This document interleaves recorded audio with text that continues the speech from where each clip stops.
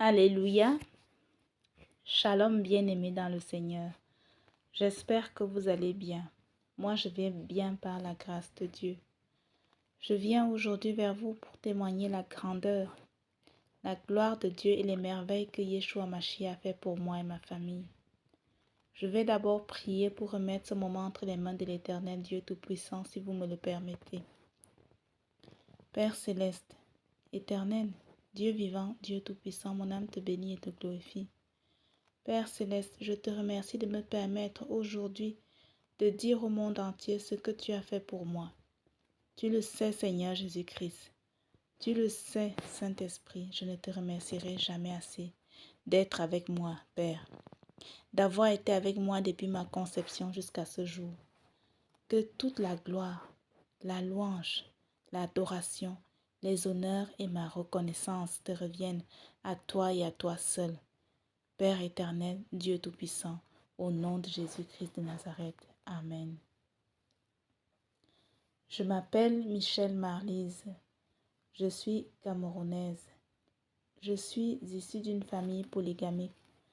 Mon papa avait 3 femmes et ma maman était ma deuxième épouse. Et dans cette famille, tous les enfants auxquels ma maman donnait naissance mouraient. Ma maman a eu 8 enfants avec mon papa et elle en a perdu 5.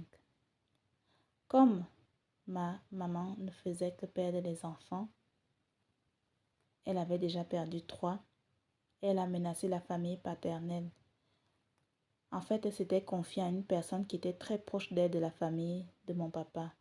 Elle s'était confiée auprès d'elle en lui disant que si elle perdait encore l'enfant qu'elle portait, en l'occurrence moi, le mariage prenait fin. Elle quittait le mariage.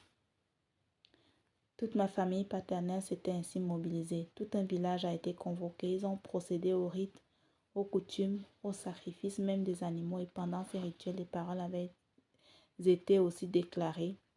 été déclarées sur l'enfant à naître pour que je vive. Du coup, ma maman m'avait donné naissance. J'étais ainsi la première enfant du couple qui était entre guillemets en bonne santé, parce que je veux aussi souligner que la plupart de mes sœurs décédées étaient malades. Aujourd'hui, nous sommes 3 frères et sœurs encore en vie de cette union entre mon papa et ma maman, dont sur 8 enfants, elle en a perdu 5, comme j'ai souligné tout. Nous avons grandi comme ça. Parmi tous les enfants de mon papa, nous étions les plus choyés. Mon papa a eu beaucoup d'enfants, vu qu'il avait 3 femmes. Vous-même, vous savez qu'en Afrique, les familles sont nombreuses. C'est toujours, les femmes font beaucoup d'enfants. Et comme nous étions les plus choyés, mes frères et moi, cela a entraîné beaucoup de querelles, mésententes, bagarres et divisions dans cette famille. Tous mes autres frères nous détestaient même à cause de la différence que mon papa faisait entre ses autres enfants et nous. J'ai donc grandi dans ce contexte familial où ce n'était pas toujours la joie dans cette famille polygamique. Comment j'ai rencontré le Seigneur Jésus-Christ? Dans une de mes publications, j'ai mentionné que mes parents étaient catholiques.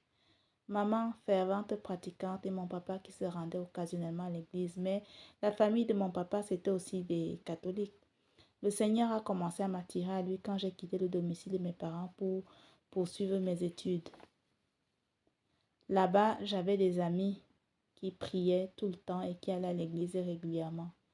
J'avais même une amie, Nelly, avec qui je marchais. Parfois, quand j'allais dormir chez elle, j'avais observé, en fait, moi, j'observe beaucoup.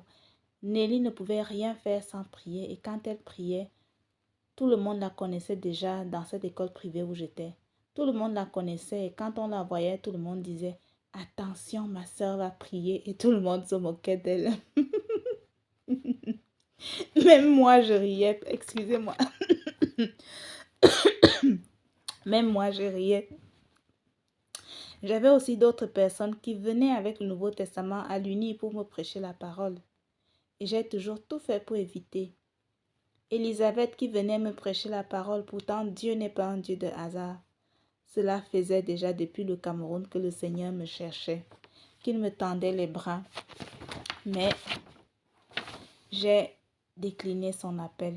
Combien de fois j'ai échappé à la mort? mais par son amour pour moi, il m'a toujours préservé la vie. Alors, comme j'ai refusé d'écouter Elisabeth qui venait me prêcher la parole avec son Nouveau Testament à l'amphi, j'ai par contre adhéré à la chorale et je lisais aussi les textes liturgiques à l'église. Et pour moi, je pensais ainsi servir le Seigneur. Pourtant, le Seigneur Jésus-Christ ne me connaissait pas.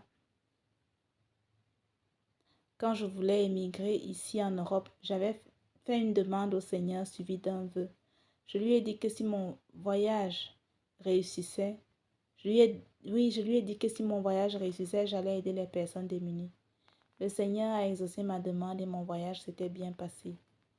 Parce que c'était je ne sais la combienième tentative de fois que j'essayais de voyager et puis cela ne marchait pas. Et cette fois-ci, le voyage avait marché.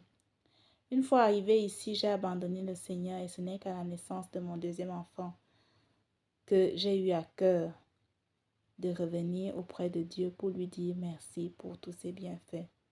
Entre-temps, j'avais fait la connaissance de Claudia. Claudia, une chrétienne voisine de Colette, et Colette, c'est la femme d'une collègue à mon conjoint. Claudia, je ne la connaissais pas, Colette non plus.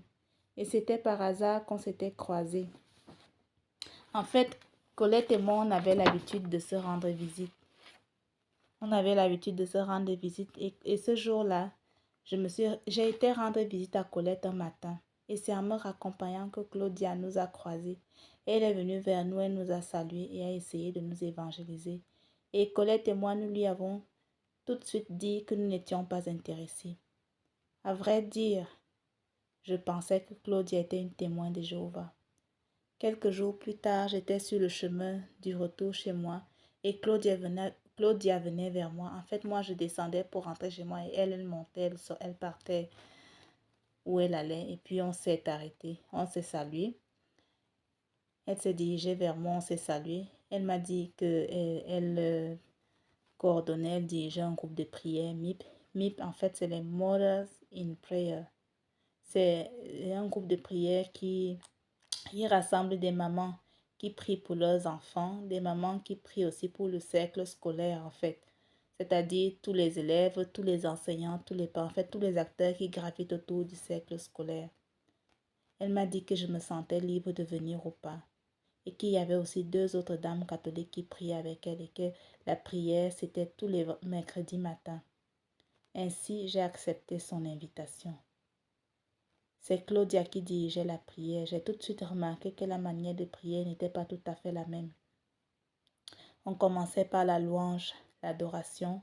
On remettait ce moment au Seigneur. On méditait la parole et ensuite on priait, on intercédait.